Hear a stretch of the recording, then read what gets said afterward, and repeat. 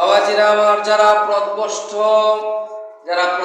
রাস্তার দিকে মানুষকে ধাবিত করবে তারা জাহান্নামী হবে। আল্লাহ পাক কোরআনে বলেছেন, সূরা বাকারার ওই 257 নম্বর আয়াতের মধ্যে আল্লাহ পাক বলেন, ওয়াল্লাযীনা কাফারু আউলিয়াউহুমুত তাগুত ইখরিজুনাহুম মিনান নূরি ইলাজ যুলুমাত উলাইকা আসহাবুন নার হুম ফিহা খালিদুন।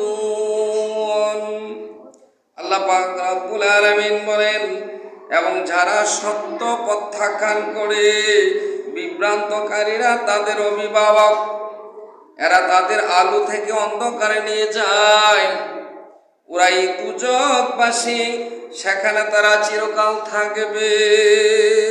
সূরা বাকারা 258 নম্বর আয়াতে, অর্থাৎ 57 থেকে 58 নম্বর আয়াতে আল্লাহ পাক বলেন কি, ও আমার এবং আল্লাযীনা কাফারু, যারা সত্য প্রত্যাখ্যান করে কাফের হয়ে যায়, আউলিয়াউহুমুত তাগুত, যারা শয়তানের তাবেদারি করবে, তাদের অভিভাবক হবে বিভ্রান্তকারী আলেম, বিভ্রান্তকারী পীরদের অভিভাবক। এদের অভিভাবক হলো শয়তান। আউলিয়াউহুমুত তাগুত, অর্থাৎ তাদের অভিভাবক বা বন্ধু হবে ওই সমস্ত পথভ্রষ্ট আলেম, যে সমস্ত মুসল্লিরা পথভ্রষ্ট আলেমকে মানে, যে সমস্ত মুরিদরা পথভ্রষ্ট পীরদেরকে মানে, যারা সত্য বোঝার পর সত্য পথে ধাবিত হচ্ছে না, সত্য সঠিক সিলসিলা দাখিল হচ্ছে না।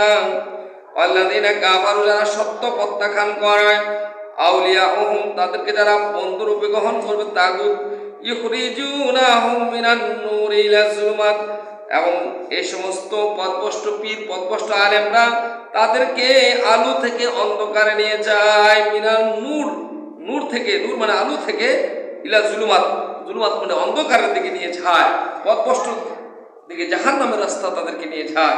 উলাইকা আসহাবুন নার, এবং ওরাই দুজকবাসী হবে, ওই পীর মুরিদান সহ, ওই আলেম তার মুসল্লি সহ।